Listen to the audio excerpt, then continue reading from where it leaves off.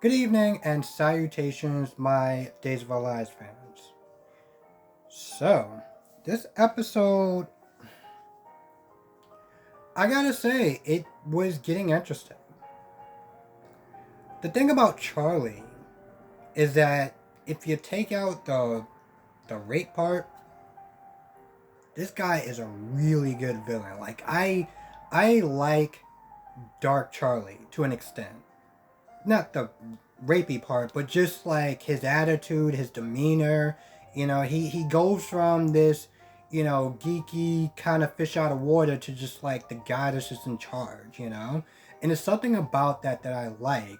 Um, that he really kind of shines as a villain. Um, and honestly, tell you the truth, my favorite parts was when Ava was being all like,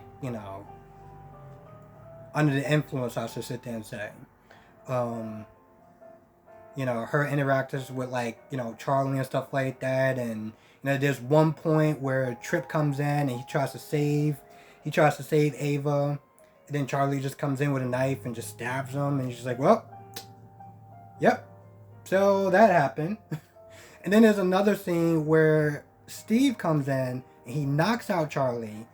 And Steve is like, no, this is your fault. If you were a better mother, this wouldn't happen. He was like, I'm gonna leave you here, and you're gonna rot, and I'm never gonna forgive you. And he walks off. And then the next scene, because for whatever odd reason, in this delusion, he didn't bother to sit there and try to call the cops or anything like that. And Charlie's just still on the floor. Excuse me. Charlie's still on the floor. So he just wakes up and, Ava's like, oh, you took the best thing from me.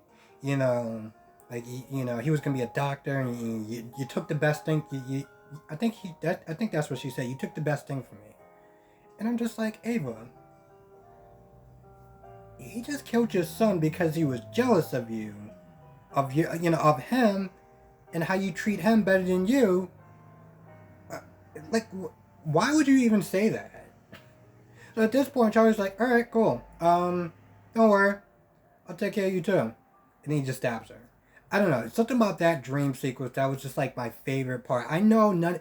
Here's the thing. Usually those dream sequences, I'm just like, whatever. But for whatever odd reason, I really didn't enjoy that. Um. So yeah, that was pretty much going on with Ava. Now let's talk about Nicole. I don't know why. I feel like I'm starting to like. I feel like I'm starting to not like Nicole more and more. And when Rafe walked in, she seemed like she was very cold and distant or whatever. Just like, whatever, like, oh, you're here. And, she brings him in and they start talking. And Rafe says something about the alley thing or whatever.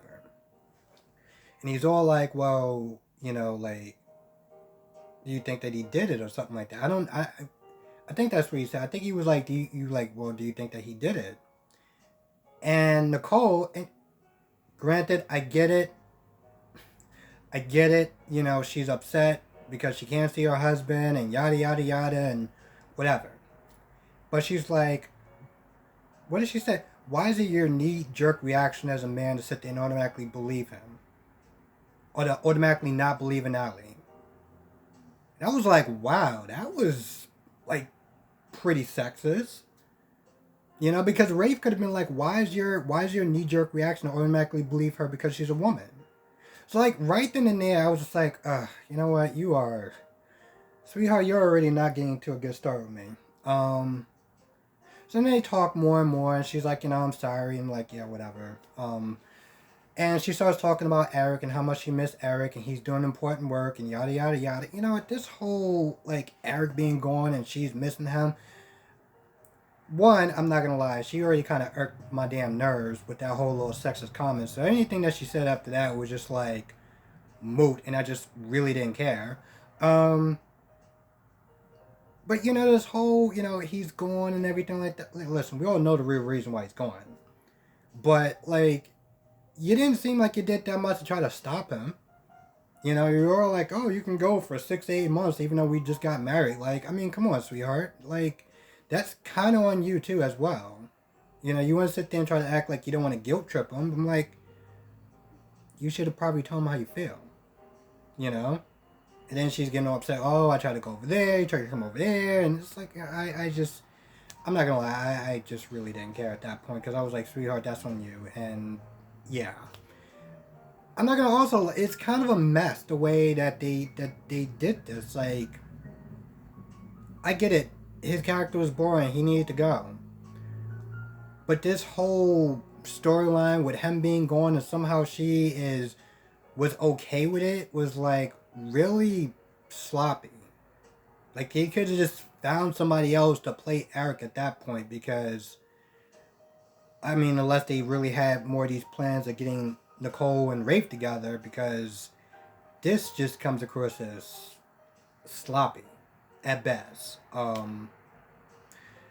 But yeah, she talks about that, and then she brings up Ava, and she's all like, "Oh, it seemed like you don't want to find Ava, or whatever. Like you seem like you don't really care." And then she's like, "I'm sorry about that." And I'm just sitting there thinking, Rafe, wasn't this a good idea that you came over there? Wasn't it just a great idea, fantastic idea that you came over to Nicole's place? Don't you feel better for that now, bro?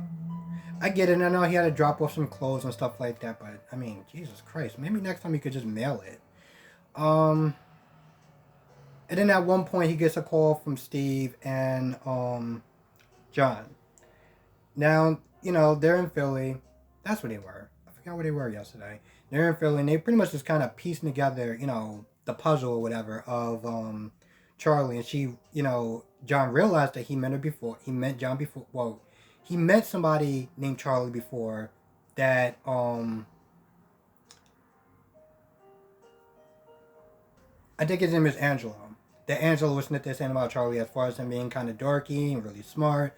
So they pieced it together and they're like, you know, most likely it's you know, is Charlie. You know, it's the one that Claire's seeing. So, you know, he tries to call Claire. Claire doesn't answer. And then he calls Rafe and Rafe gets the call and he heads over to Charlie's place and he breaks open the door and he sees Ava on the ground. So yeah, honestly, to tell you the truth, at this point, this whole Charlie like plot is starting to become undone pretty fast. I feel like it's starting to unravel. I know Jeffries was snitty saying that Charlie was going to start to get dark and start to like start to hit Claire and stuff like that. But I'm just like, how is that going to happen now that pretty much a lot of people are starting to kind of figure out who Charlie is? Like, John called Marlena, and Marlena and Ben is now heading over to Claire's place. So I don't understand how this whole thing is gonna unravel, or like, I feel like the walls are closing in on this guy. Um, and honestly, to tell you the truth, not really much happened with Ben and Marlena. Honestly, to tell you the truth, Ben just talked about he saw Claire. No, he saw Sierra, and he sees Sierra everywhere. He doesn't know how to deal with his grief, and yada yada yada. Listen, I get it from a story point of view to some extent that he is grieving.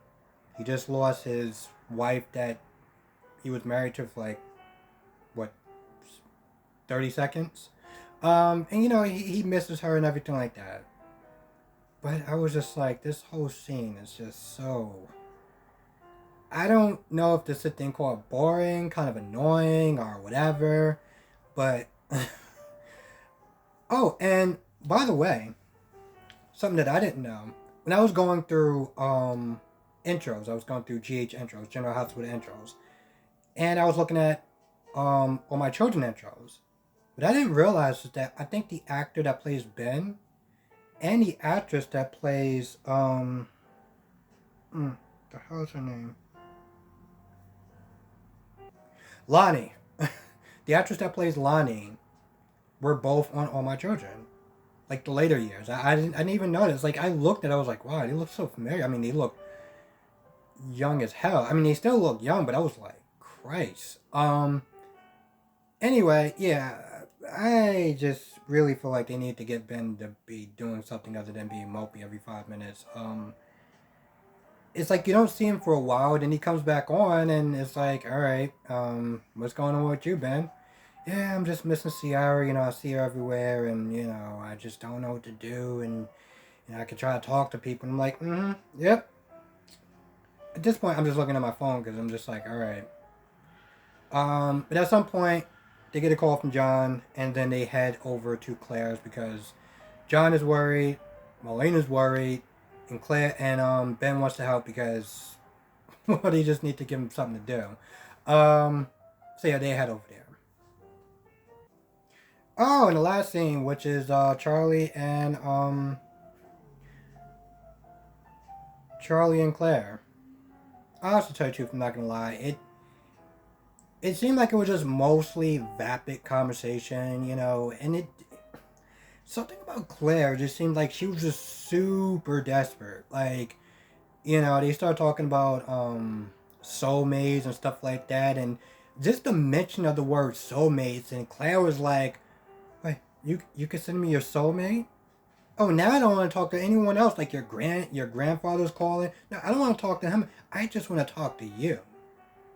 Jesus Christ, Claire. When's the last time you was in a relationship? I mean, was she really that jealous of Ciara? I mean, sounds like a dick, but I can understand why she's a little jealous. I'm just gonna be honest, but I mean, Ciara can't get all the guys. It's not like she's, like ugly or anything like that, but whatever. I don't know. I just feel like she just seemed really desperate, and she was talking about her, every time she was with a man, it was, she was after them more than they're after her, and then it's just talking, it's just a lot of vapid talk. But at some point, Charlie's like, he says something along the lines of, every time I'm with someone, I always mess it up, or I do things that I shouldn't do, or something like that. And Claire was like, what do you mean about that? Like, come on, talk, I mean, I just open up to you. You can open up to me and let me know, I, want to be there for you. And then Charlie just gets dark.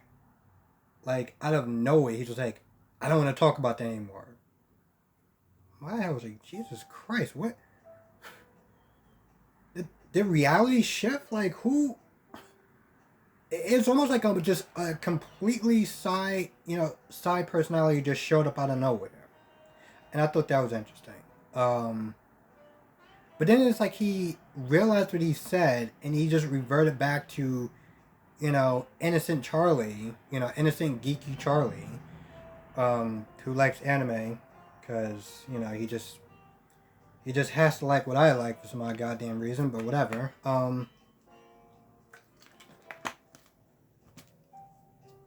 Yeah, so he smooths it back over, and then he's pretty much just like, all right, so, let's go play mattress tag.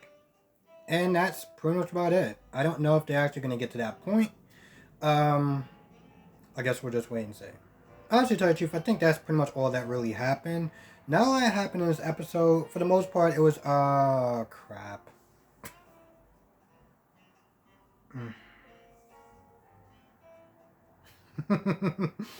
No. Allie Horton. Heavens to Betsy. It's Allie Horton. And Trip Dalton. Well, I'm gonna keep this short. Allie would pretty much just being Allie. Walking up the trip, asking who's on the phone, who you on the phone with, who you sitting there talking to about me, and yada yada yada. It's just the same Allie nonsense over and over again. But something got kind of interesting. So at one point, Trip asks Allie, I know that you went through it with my dad, but I need you to go through it with me. Do you honestly sit there and remember? You remember my face. You remember somebody holding you down. But do you remember a voice? You know, do you remember something? I think when he said a voice, that's when Ali had that look like, and that was the look of doubt. That was the look of doubt. And, you know, at that point, Trip just kind of backed off and he was like, you know, listen, I'm sorry, you know, I didn't mean to have you live through it and yada, yada, yada. And he was like, you know, my lawyer will contact your lawyer and so, and he walks off. And then Ali just has that look, that look for a minute, that look of doubt, that look of, what if I got the wrong person? What if I got the wrong person? And I've said it before, and I'll say it again. Listen, what happened to Ali was terrible. It's unspeakable. I have a couple of issues with Ali, as everyone already knows. The sound of her voice, the way she talks, her damn posture. With this whole rape thing, she seemed like she didn't totally remember it. You gotta sit there and remember. You go back, and it happened out of nowhere. As far as like her remembering that it was him, you know, her remembering that this is what happened to me, and it was him, because she didn't remember who it was. Now, you know, she also talks about how she had alcohol in the system. If anyone drank, I don't really need to sit there and tell you the effects of alcohol. And so with that being said, you know, my thing is that if you're not 100%, you're not 100% sure in your heart, your mind, and your soul that this person did this, and you say this, you say that this person did something, and you're not 100% sure, you can ruin this person's life for the rest of their life if you're not 100% sure. And that's been my biggest gripe about this whole Ali Horton thing, is that she never really seemed like she was sure. And it seemed like she wanted her emotions. It's like you want something to be so right, and anyone that questions you, you're angry at.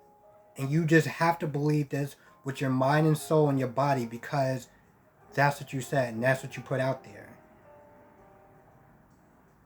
And now she has a look of doubt on her face. And I've seen that look before. And yeah. I mean, listen, I'm not a fan of the storyline, as everyone knows. And I'm not a fan of Ali Horton, as everyone knows. And so, yeah, this is, you know, I feel like we're going to get to some sort of conclusion at some point. And, yeah. So, with that being said, I'm going to go. Thank you so much for watching. Let me know what your thoughts are on this episode, if I missed anything. And yeah.